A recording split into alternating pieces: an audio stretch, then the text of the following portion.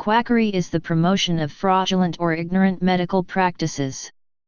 A quack is a fraudulent or ignorant pretender to medical skill or a person who pretends, professionally or publicly, to have skill, knowledge, qualification, or credentials he or she does not possess, a charlatan or snake oil salesman. The term quack is a clipped form of the archaic term quacksalver, from Dutch, quacksalver, a hawker of salve. In the Middle Ages the term quack meant shouting. The quacksalvers sold their wares on the market shouting in a loud voice. Common elements of general quackery include questionable diagnoses using questionable diagnostic tests, as well as untested or refuted treatments, especially for serious diseases such as cancer. Quackery is often described as health fraud with the salient characteristic of aggressive promotion. Definition: since it is difficult to distinguish between those who knowingly promote unproven medical therapies and those who are mistaken as to their effectiveness, United States courts have ruled in defamation cases that accusing someone of quackery or calling a practitioner a quack is not equivalent to accusing that person of committing medical fraud. To be both quackery and fraud, the quack must know they are misrepresenting the benefits and risks of the medical services offered, instead of, for example, promoting an ineffective product they honestly believe is effective. In addition to the ethical problems of promising benefits that cannot reasonably be expected to occur, quackery also includes the risk that patients may choose to forego treatments that are more likely to help them, in favor of ineffective treatments given by the quack. Stephen Barrett of Quack Watch defines quackery as the promotion of unsubstantiated methods that lack a scientifically plausible rationale, and more broadly as anything involving overpromotion in the field of health. This definition would include questionable ideas as well as questionable products and services, regardless of the sincerity of their promoters. In line with this definition, the word fraud would be reserved only for situations in which deliberate deception is involved.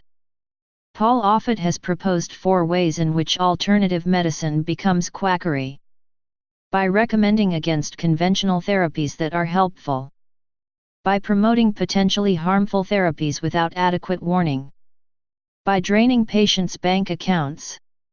By promoting magical thinking. Quacksalver. Unproven, usually ineffective, and sometimes dangerous medicines and treatments have been peddled throughout human history. Theatrical performances were sometimes given to enhance the credibility of purported medicines. Grandiose claims were made for what could be humble materials indeed. For example, in the mid-19th century Revalenta arabica was advertised as having extraordinary restorative virtues as an empirical diet for invalids. Despite its impressive name and many glowing testimonials, it was in truth only ordinary lentil flour, sold to the gullible at many times the true cost. Even where no fraud was intended, quack remedies often contained no effective ingredients whatsoever. Some remedies contained substances such as opium, alcohol, and honey, which would have given symptomatic relief but had no curative properties. Some would have addictive qualities to entice the buyer to return. The few effective remedies sold by quacks included emetics, laxatives, and diuretics. Some ingredients did have medicinal effects. Mercury, silver, and arsenic compounds may have helped some infections and infestations. Willow bark contained salicylic acid, chemically closely related to aspirin, and the quinine contained in Jesuit's bark was an effective treatment for malaria and other fevers. However, knowledge of appropriate uses and dosages was limited. Criticism of quackery in academia. The science-based medicine community has criticized the infiltration of alternative medicine into mainstream academic medicine, education, and publications, accusing institutions of diverting research time, money, and other resources from more fruitful lines of investigation in order to pursue a theory that has no basis in biology. R. W. Donnell coined the phrase quackademic medicine to describe this attention given to alternative medicine by academia. Referring to the Flexner report, he said that medical education needs a good Flexnerian house cleaning. For example, David Gorski criticized Brian M. Berman, founder of the University of Maryland Center for Integrative Medicine, for writing that there evidence that both real acupuncture and sham acupuncture more effective than no treatment, and that acupuncture can be a useful supplement to other forms of conventional therapy for low back pain. He also castigated editors and peer reviewers at the New England Journal of Medicine for allowing it to be published, since it effectively recommended deliberately misleading patients in order to achieve a known placebo effect. History in Europe and the United States. With little understanding of the causes and mechanisms of illnesses, widely marketed cures, as opposed to locally produced and locally used remedies, often referred to as patent medicines, first came to prominence during the 17th and 18th centuries in Britain and the British colonies, including those in North America. Daffy's elixir and Turlington's balsam were among the first products that used branding, e.g. using highly distinctive containers, and mass marketing to create and maintain markets. A similar process occurred in other countries of Europe around the same time, for example with the marketing of eau de cologne as a cure-all medicine by Johann Maria Farina and his imitators. Patent medicines often contained alcohol or opium, which, while presumably not curing the diseases for which they were sold as a remedy, did make the imbibers feel better and confusedly appreciative of the product. The number of internationally marketed quack medicines increased in the later 18th century. The majority of them originated in Britain and were exported throughout the British Empire.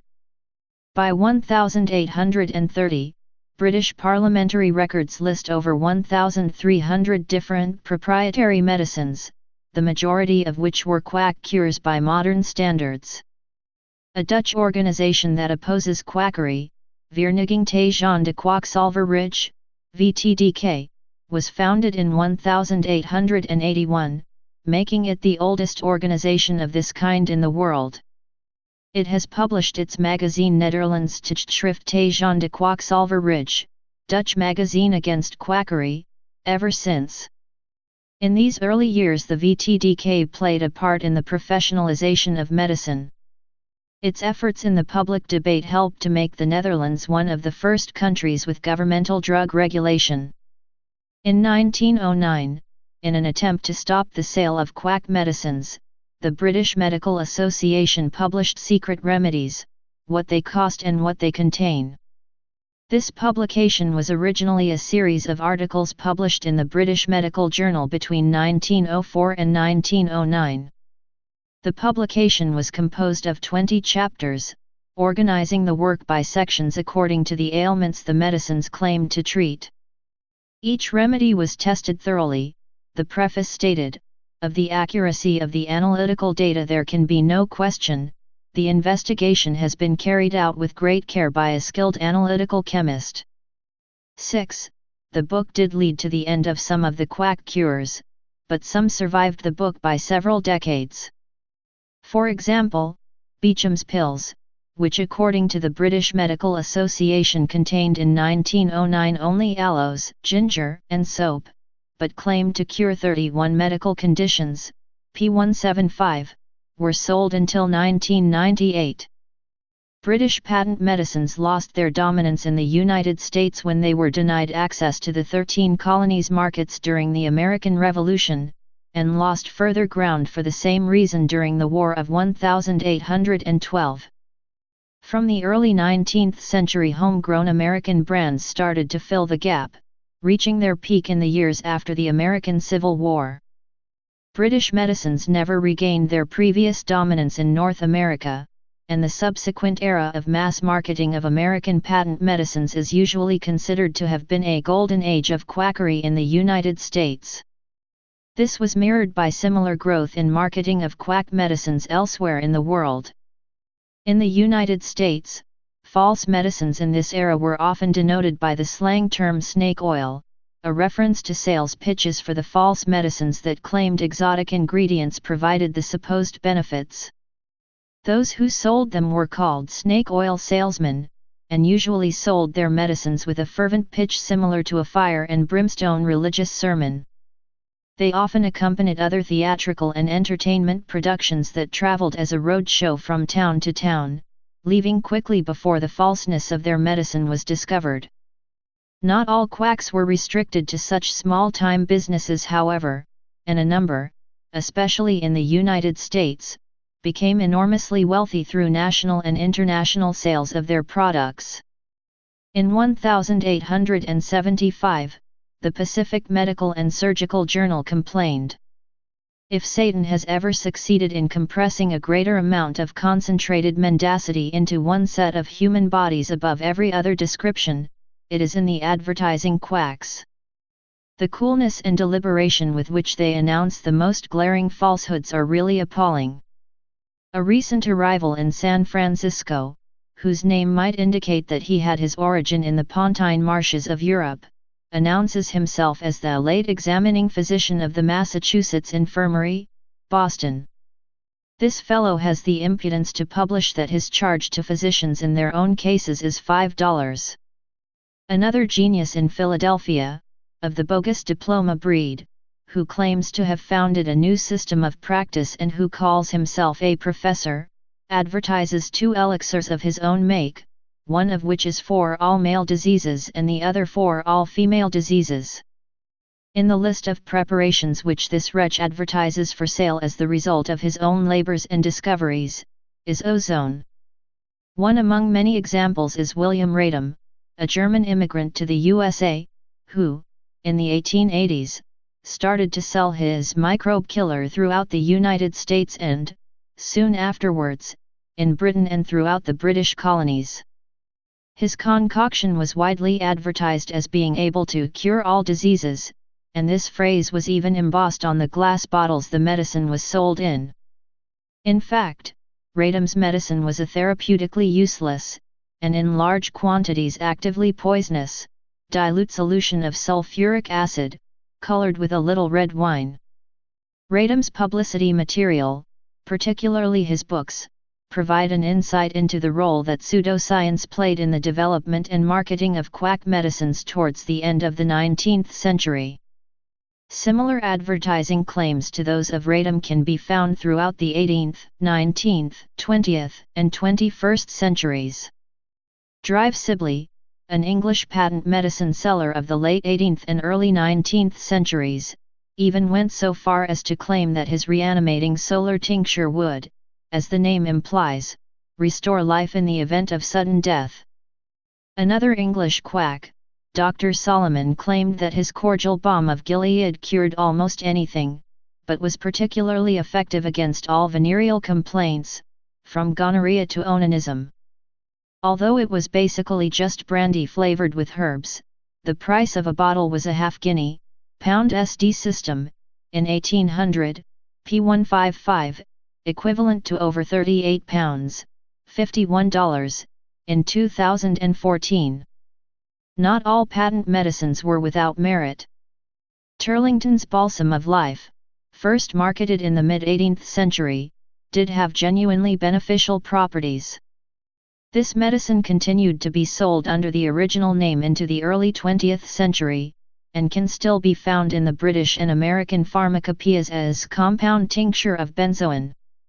In these cases, the treatments likely lacked empirical support when they were introduced to the market, and their benefits were simply a convenient coincidence discovered after the fact. The end of the road for the quack medicines now considered grossly fraudulent in the nations of North America and Europe came in the early 20th century.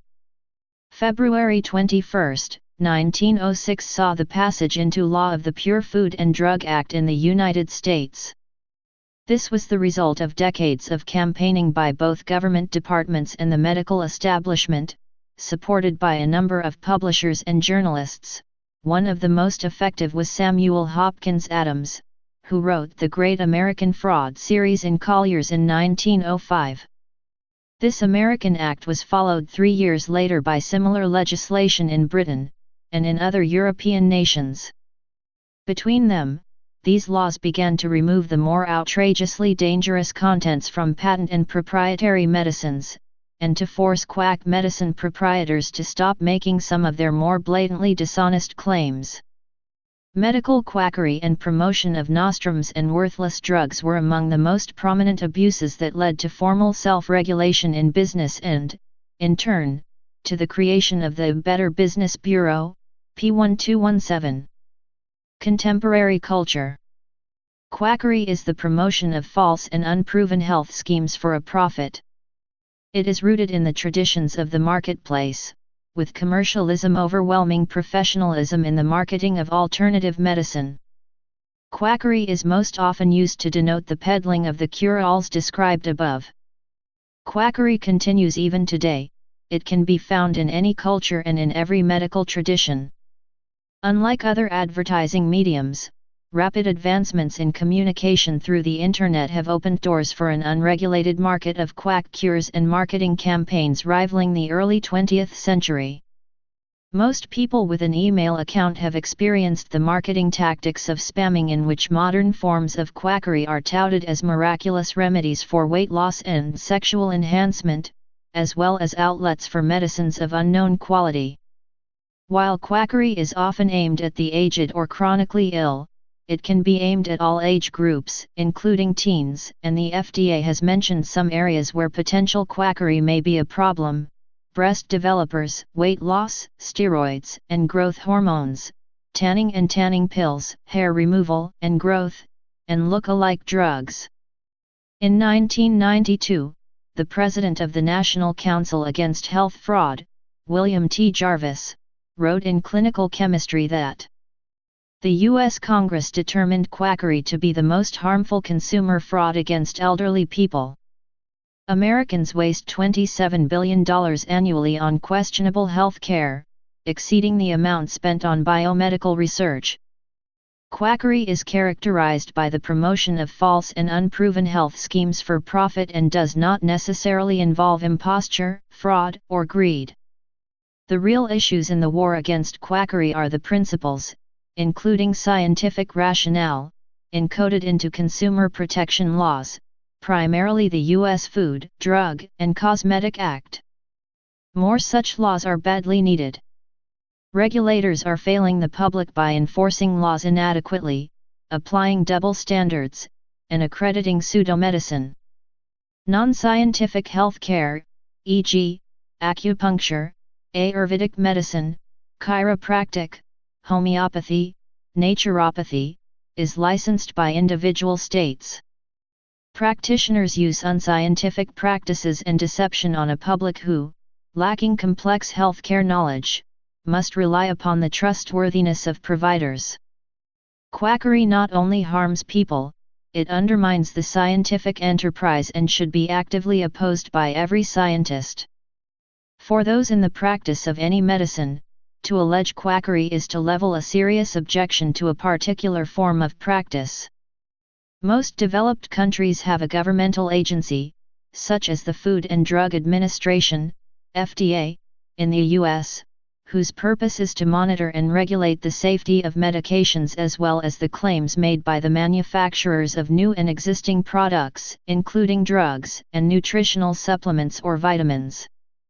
The Federal Trade Commission, FTC, participates in some of these efforts.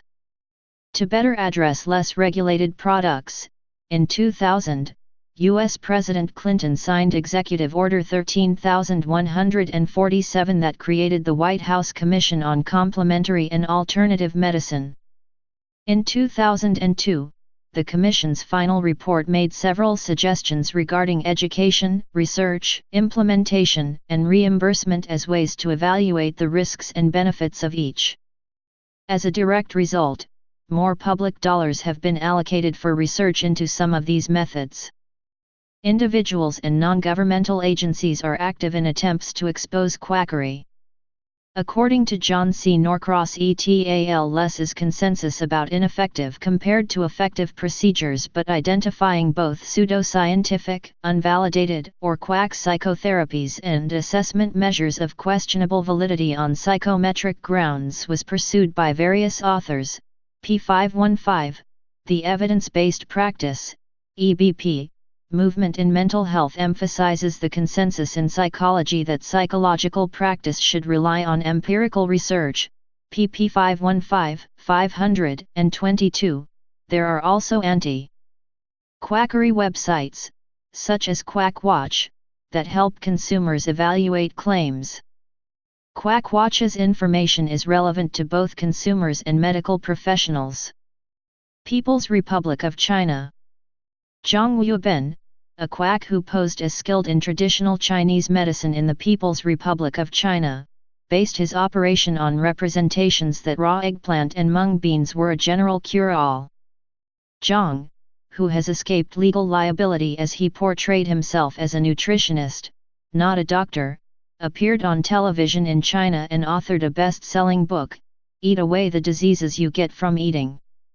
Zhang, who charged the equivalent of $450 for a 10-minute examination, had a 2-year waiting list when he was exposed. Investigations launched after a run on mung beans revealed that contrary to his representations, he did not come from a family of accomplished traditional practitioners, and never had the medical degree from Beijing Medical University he claimed to have. His only education was a brief correspondence or night school course, completed after he was laid off from a textile factory.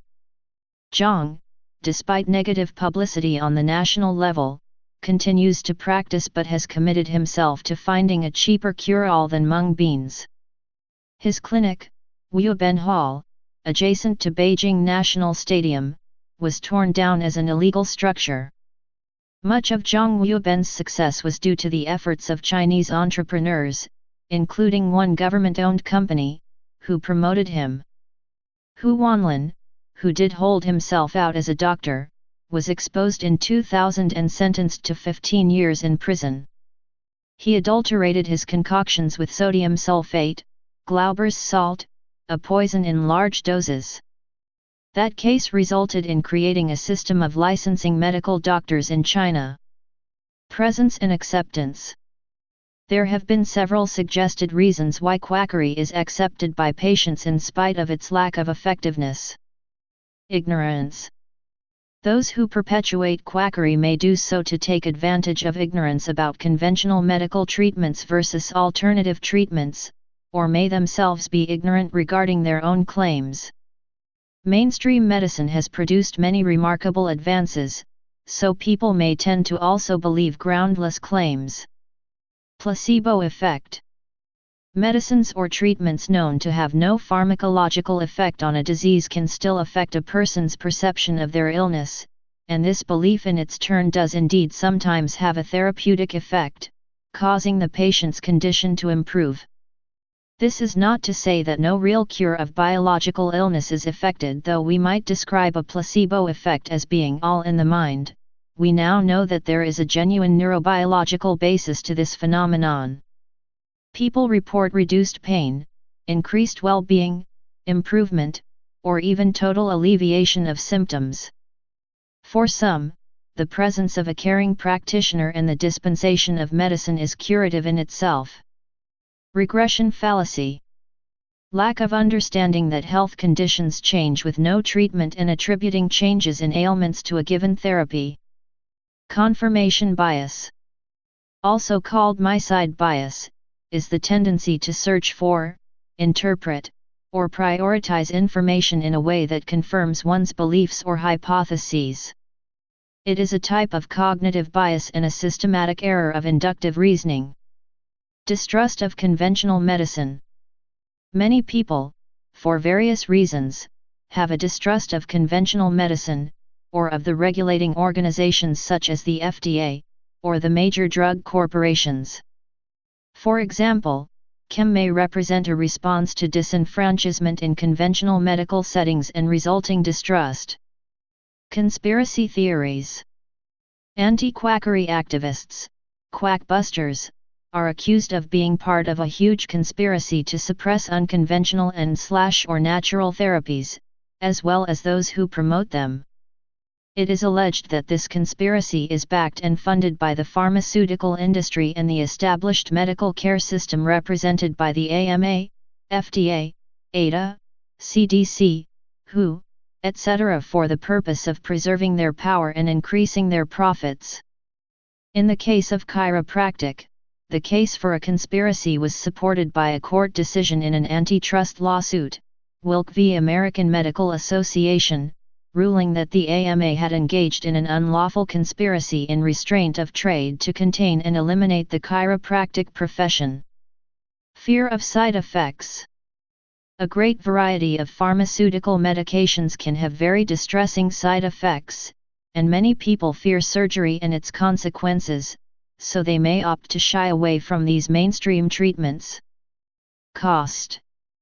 There are some people who simply cannot afford conventional treatment, and seek out a cheaper alternative. Non-conventional practitioners can often dispense treatment at a much lower cost. This is compounded by reduced access to healthcare. Desperation.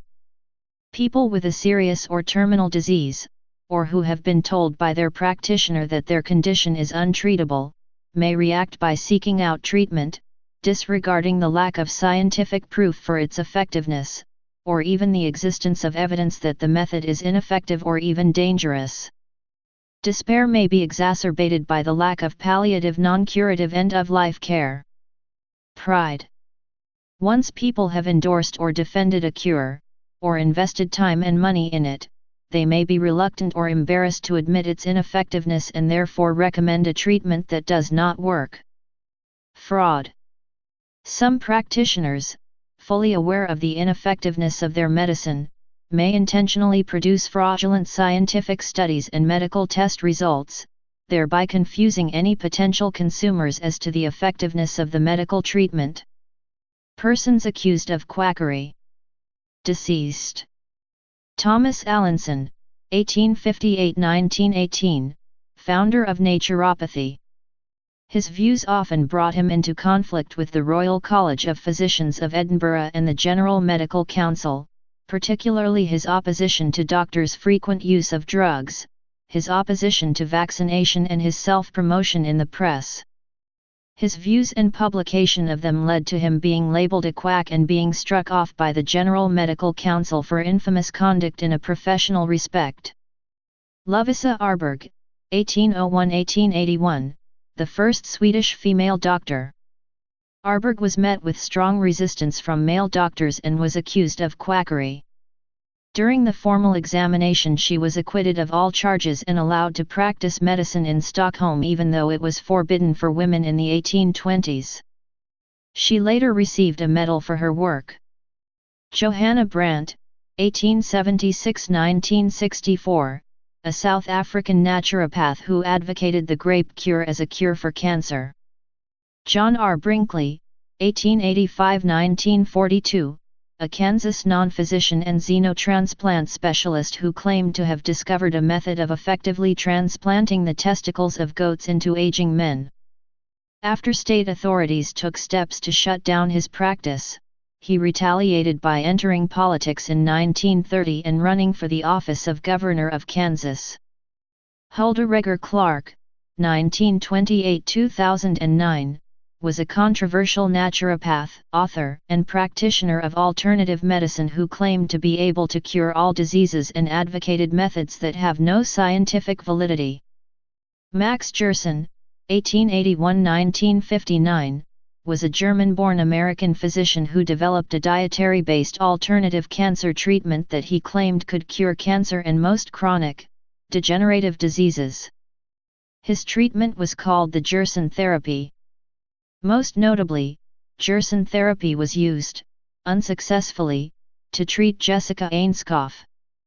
According to Quack Watch, Gerson Institute claims of cure are based not on actual documentation of survival, but on a combination of the doctor's estimate that the departing patient has a reasonable chance of surviving, plus feelings that the Institute staff have about the status of people who call in. The American Cancer Society reports that here is no reliable scientific evidence that Gerson therapy is effective. Samuel Hahnemann, 1755–1843, founder of homeopathy. Hahnemann believed that all diseases were caused by miasms, which he defined as irregularities in the patient's vital force. He also said that illnesses could be treated by substances that in a healthy person produced similar symptoms to the illness, in extremely low concentrations, with the therapeutic effect increasing with dilution and repeated shaking. Lawrence B. Hamlin, in 1916, was fined under the 1906 Pure Food and Drug Act for advertising that his wizard oil could kill cancer. L. Ron Hubbard, 1911–1986, was the founder of the Church of Scientology. He was an American science fiction writer, former United States Navy officer, and creator of Dianetics. He has been commonly called a quack and a conman by both critics of Scientology and by many psychiatric organizations, in part for his often extreme anti-psychiatric beliefs. William Donald Kelly, 1925–2005, was an orthodontist and a follower of Max Gerson, who developed his own alternative cancer treatment called nonspecific metabolic therapy. This treatment is based on the unsubstantiated belief that wrong foods malignancy to grow, while proper foods natural body defenses to work. It involves, specifically, treatment with pancreatic enzymes, 50 daily vitamins and minerals, including Laetrile, frequent body shampoos, coffee enemas, and a specific diet. According to Quack Watch, not only is his therapy ineffective, but people with cancer who take it die more quickly and have a worse quality of life than those having standard treatment, and can suffer serious or fatal side effects. Kelly's most famous patient was actor Steve McQueen. John Harvey Kellogg, 1852–1943, was a medical doctor in Battle Creek, Michigan, USA, who ran a sanitarium using holistic methods, with a particular focus on nutrition, enemas, and exercise. Kellogg was an advocate of vegetarianism and invented the cornflake breakfast cereal with his brother, Will Keith Kellogg. John St. John Long, 1798–1834, was an Irish artist who claimed to be able to cure tuberculosis by causing a sore or wound on the back of the patient, out of which the disease would exit. He was tried twice for manslaughter of his patients who died under this treatment. Franz Anton Mesmer, 1734–1815, was a German physician and astrologist, who invented what he called magnetism animal. Theodor Morell, 1886–1948, a German physician best known as Adolf Hitler's personal doctor. Morell administered approximately 74 substances, in 28 different mixtures, to Hitler, including heroin, cocaine, Dr. Koster's anti-gas pills, potassium bromide, papaverine, testosterone, vitamins, and animal enzymes. Despite Hitler's dependence on Morell, and his recommendations of him to other Nazi leaders, Hermann Göring, Heinrich Himmler, Albert Speer and others quietly dismissed Morell as a quack. Daniel David Palmer, 1845–1913, was a grocery store owner that claimed to have healed a janitor of deafness after adjusting the alignment of his back. He founded the field of chiropractic based on the principle that all disease and ailments could be fixed by adjusting the alignment of someone's back. His hypothesis was disregarded by medical professionals at the time, and despite a considerable following has yet to be scientifically proven. Palmer established a magnetic healing facility in Davenport, Iowa, styling himself Dr. Not everyone was convinced, as a local paper in 1894 wrote about him. A crank on magnetism has a crazy notion that he can cure the sick and crippled with his magnetic hands. His victims are the weak-minded, ignorant, and superstitious, those foolish people who have been sick for years and have become tired of the regular physician and want health by the shortcut method. He has certainly profited by the ignorance of his victims. His increase in business shows what can be done in Davenport, even by a quack. Louis Pasteur, 1822–1895, was a French chemist best known for his remarkable breakthroughs in microbiology. His experiments confirmed the germ theory of disease, also reducing mortality from puerperal fever, childbed, and he created the first vaccine for rabies. He is best known to the general public for showing how to stop milk and Please subscribe and thanks for watching.